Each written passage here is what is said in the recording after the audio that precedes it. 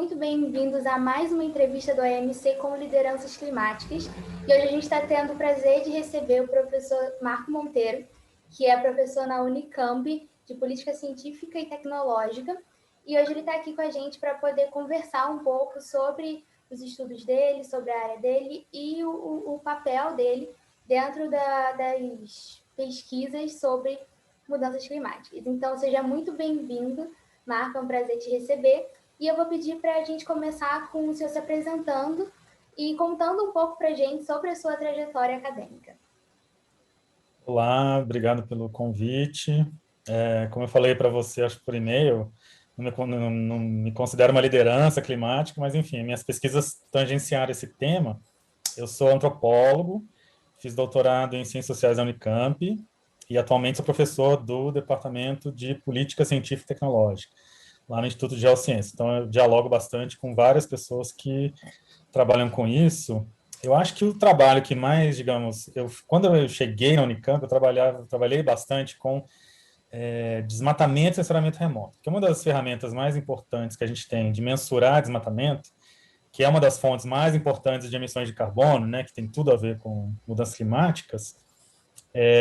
Uma das ferramentas mais importantes de mensurar isso é o sensoramento remoto e os sistemas elaborados pelo INPE. Então, eu fui estudar exatamente essas ferramentas, porque eu estava interessado naquela época em imagens científicas, imagem de satélite, aí eu fui descobrindo todo esse universo do INPE, como é que ele começou lá nos anos 70, final dos anos 70, a mensurar desmatamento na Amazônia, imagiar a Amazônia, e aí, a partir daí, eu publiquei várias coisas sobre desmatamento, sensoramento remoto, que eu acho que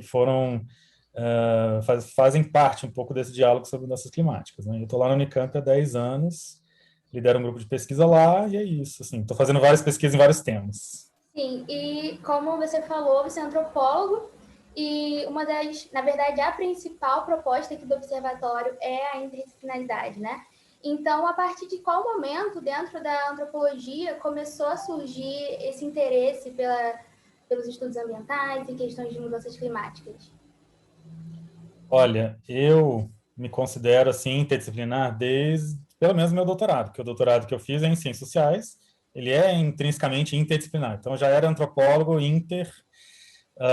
e já no doutorado fui ingressar nessa área que a gente chama de estudos sociais da ciência e tecnologia, que alguns de vocês devem conhecer, que estuda exatamente, de um ponto de vista interdisciplinar, essas interfaces, essas imbricações entre ciência, tecnologia e sociedade. E às vezes a gente vê também a sigla CTS, Ciência, Tecnologia e Sociedade. Então eu fui entrando nesse campo, que é fortemente interdisciplinar, só que o meu olhar é calcado muito na minha trajetória de antropólogo e cientista social. Então, eu fiz muito etnografia, por exemplo. Etnografia de laboratório, como é que os cientistas produzem conhecimento sobre desmatamento, como é que os cientistas observam aquelas imagens e produzem os saberes e as mensurações, e depois pensando como é que aquilo dialoga com a cultura, com a política. Então, é sempre um diálogo muito forte, claro, como antropólogo, mas muito baseado, fundamentado nos estudos sociais de ciência e tecnologia. Sim, e eu vi também que você faz parte da Rede Clima. Podia falar um pouco para a gente, por favor, sobre o que é, qual é o seu papel lá dentro? Então, a Rede Clima, eu faço parte de alguns projetos, né? A Rede Clima é um deles, e um outro que talvez vocês tenham visto é o Amazon Face, que também eu colaboro com eles, que tem tudo a ver com mudanças climáticas também, depois eu posso explicar. Mas a Rede Clima é uma grande rede de laboratórios, pesquisas, institutos, com financiamento de longo prazo do governo federal, que reúne diversas equipes em diversos temas. Então, eu faço parte, dialogo, colaboro com essa parte de divulgação científica e comunicação com a sociedade. Então, o foco ali, quem lidera esse grupo é o LabJOR, que é um laboratório aqui de jornalismo científico. Eles têm um mestrado em divulgação cultural, divulgação científica e cultural, e eles trabalham muito com divulgação de conhecimento. Como é que você divulga o conhecimento sobre mudanças climáticas para o público em geral, seja leigo, cientista, né, pessoa da política pública, etc. Então a Rede Clima financia e torna esse diálogo muito rico entre, por exemplo, cientistas naturais que estão lá produzindo conhecimento e as pessoas como nós que somos de uma área mais de humanas, vamos dizer assim, que então você tem, às vezes, esse problema de comunicação, de compreensão, né? Sim, mas o senhor considera que essa interdisciplinaridade é importante na hora da gente pensar Sim. as mudanças climáticas? Não, ela é fundamental. Sem interdisciplinaridade, você não conhece e você não entende mudanças climáticas. Se você acha que mudanças climáticas é só estudar a quantidade de carbono na atmosfera, você está perdendo todo um rol de outros fenômenos, né? Por exemplo, quando você desmata, e você tem que entender de onde vem o desmatamento. Ele vem, às vezes, de uma estrada que foi pavimentada naquela região. Ela foi pavimentada porque é parte de um projeto de desenvolvimento, de um prefeito, de um governador de estado, de um presidente. Então, você tem fatores políticos ali que vão ajudar a explicar. Aquele desmate, às vezes é de agricultura, às vezes é um grileiro, às vezes é uma grande agricultura, né, grande propriedade, monocultura. Sem conhecer essas realidades locais, você nunca vai entender o que está causando desmatamento. Como é que as pessoas burlam o satélite também, que é uma questão muito importante. As relações econômicas e até como é que as pessoas, por exemplo, ribeirinhos entendem a mudança climática, né? Por exemplo, o rio está subindo, está descendo de forma diferente do que os pais e avós costumavam vivenciar. Como é que você entende isso, né? As pessoas podem entender de várias maneiras essas mudanças, na vazão dos rios, no regime de chuvas.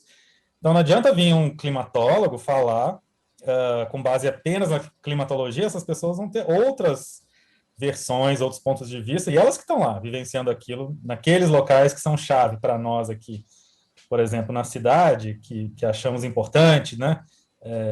Outra coisa que é importante, por que algumas pessoas que são habitantes da Amazônia acham que é importante desmatar, né? Ou acham que não é importante preservar tanto, né? Esse discurso que é muito comum, né? Mas os Europa, Estados Unidos mataram tudo. Por que a gente tem que ficar pobre então e não promover crescimento econômico? Esse discurso ele é muito forte em muitas áreas e ele tem tudo a ver com cultura, com sociedade, com história, né? Então, sem isso você não entende mudanças climáticas em lugar nenhum do mundo. Sim, e está tudo interligado mesmo, inclusive relações internacionais entra nisso, muitos fatores diferentes. Eu também queria pedir para que você falasse um pouco para a gente também sobre esse outro projeto que você mencionou e qual é o papel dele, para a gente poder conhecer. Sim. Então, eu vou aproveitar e fazer propaganda aqui do grupo de pesquisa que eu lidero, que é o Com GEIT. certeza. A gente tem um blog, então acho que vocês poderiam mandar textos para a gente, publicar, né, também. É, então, esse grupo que eu lidero tem vários alunos, e eu tenho 2 alunos de doutorado que estão estudando esse projeto Amazon Face.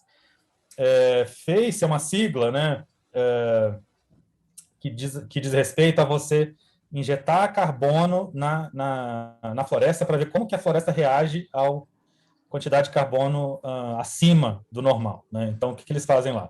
Pegam grandes tanques de carbono, de gás carbônico, né? E injetam nas folhas, nas árvores, para ver como é que as plantas reagiriam a essa atmosfera. Então, vamos dizer que a gente não faça nada para conter mudanças climáticas, que daqui a 100, 200, sei lá quantos anos, você vai ter uma atmosfera muito diferente da que a gente tem hoje, com muito mais gás carbônico, CO2. Então, eles querem hoje já tentar entender como é que seria essa atmosfera diferente. Como é que a Amazônia vai reagir? A Amazônia pensando as árvores, toda a biodiversidade que compõe aquele bioma. Então, eles fazem isso para tentar mensurar como é que a raiz está se comportando, como é que a folha está se comportando, se a folha cresce mais, cresce menos, se ela se adapta bem àquilo. Então, esse projeto tenta modelar o futuro da Amazônia, já num mundo totalmente alterado. Então, é muito interessante. E eu tenho Nossa, esses com 2 alunos certeza. estudando exatamente como é que esse conhecimento é produzido, né? E são 2, um antropólogo, e um cientista da computação que também usa métodos etnográficos, né? E os 2 estão lá trabalhando junto e eu acabo dialogando muito com o pessoal, a liderança do projeto. Nessa parte, tem toda uma equipe que dialoga com o aspecto social, o aspecto cultural desses fenômenos, né? Então, é um projeto que está interessado no diálogo interdisciplinar também.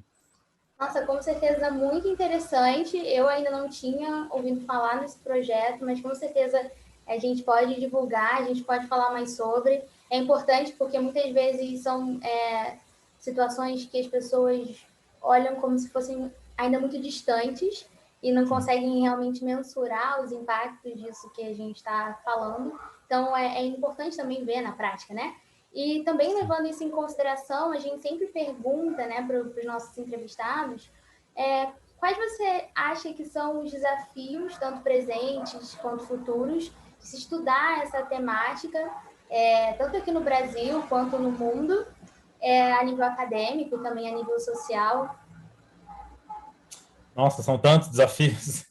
Do presente, eu acho que são muitos. Por exemplo, todo mundo deve ter acompanhado essa polêmica em torno do desmatamento, do aumento do desmatamento agora, que não é uma polêmica nova, né? O INPE lá sendo criticado, o presidente Bolsonaro criticando, o Ricardo Salles, Ministério do Meio Ambiente, também criticando, as ONGs, essa briga geopolítica que está acontecendo. Isso aconteceu na época do presidente Lula, na época de outros, no Temer também. O INPE, que produz essa mensuração, ele é muito atacado por grupos que questionam o que ele está fazendo. Então, um desafio importante é a gente valorizar esses modelos, esses sistemas que a gente já criou de mensurar desmatamento, porque o desmatamento causa muitas emissões e ele é muito importante. Não só emissões, ele ajuda, ele abala, ele altera o regime de chuvas lá na Amazônia, que tem a ver com o Sudeste também.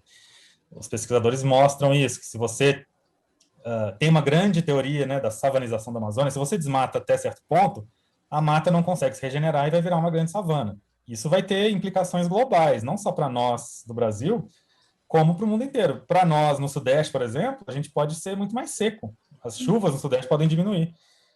E a agricultura, que é muito pujante aqui, pode ser muito afetada. Então, você tem esse desafio presente. Mensurar desmatamento, convencer as pessoas que é importante mensurar, que é importante preservar. Você já tem alterações, por exemplo, nos rios, né? Grandes enchentes, grandes desastres, né? Enchentes e secas na Amazônia. Você tem na Costa de Santos, você já tem aumento ou mudança do nível do mar que está causando danos na cidade de Santos. Isso falando só de pesquisa da Unicamp, que eu tive contato. Então, você tem muitos desafios do presente. Como é que eu vou lidar com isso agora, né? Me adaptar a um rio que vai ter uma vazão diferente, a um regime de chuva. A agricultura brasileira, que é tão importante, já mensura mudanças no regime de chuvas, que vai afetar a produtividade. Temperatura já está sendo alterada. Isso é tudo no presente, não tem nada de... No longo prazo, os desafios são muito maiores. Quer dizer, essa ideia de adaptação. Como é que uma economia como a brasileira vai se adaptar a um mundo mais quente, 1 grau, 2 graus, com menos chuva na Amazônia, por exemplo, menos chuva no Sudeste? São desafios imensos. A nossa agricultura, que é tão poderosa, já está investindo muito na compreensão disso, mas a gente ainda tem pouca noção. E tem um outro desafio que a gente conhece muito bem, que é o da desinformação, que a gente vê muito no caso da Covid, mas no caso das mudanças climáticas, ela é muito presente tanto quanto, e acontece talvez há mais tempo, né? Porque é um tema muito mais antigo. Então, esse questionamento constante de se o cientista está mentindo, se aquilo existe mesmo. Não uma crítica científica, né? Um debate, mas você espalhar mentiras com objetivos políticos, né? De desestabilizar uma política climática, de você dizer que as ONGs estão colocando fogo na Amazônia, como a gente viu aqui no Brasil. Esse tipo de desinformação proposital é um desafio muito importante para todo mundo, que nas mudanças climáticas é extremamente crucial, porque se as pessoas acham que é tudo invenção de ONGs ou invenção das Nações Unidas para controlar o Brasil, alguma coisa assim, a gente não vai se dar conta dos problemas que já estão acontecendo. Sim, bom, a gente pôde ter aqui dentro dessa nossa conversa uma pequena noção de quais são as suas áreas de pesquisa.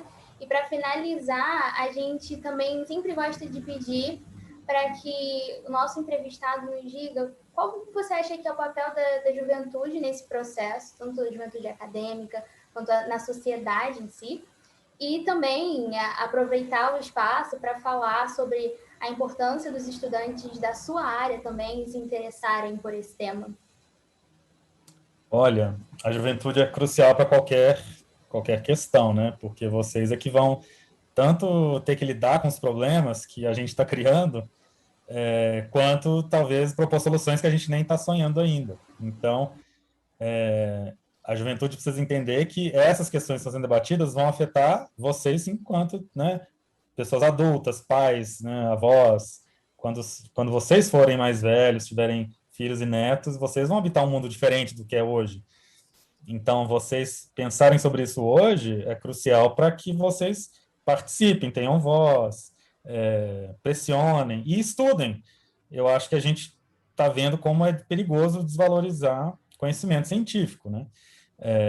A Covid, de novo, traz isso à tona, mas as mudanças climáticas é o mesmo problema.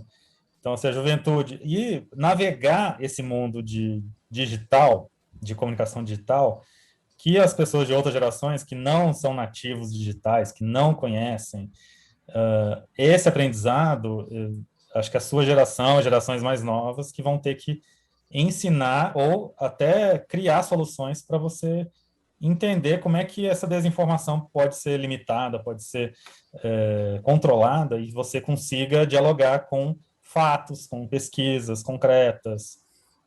Então, não só quem está na faculdade, quem pensa em virar cientista, mas qualquer pessoa que está na escola, que está vivendo, trabalhando e está preocupado. Bom, de novo, volto lá em Santos. Se você tem um bairro lá, que é um bairro de alto padrão, que está sendo destruído porque as ondas estão entrando.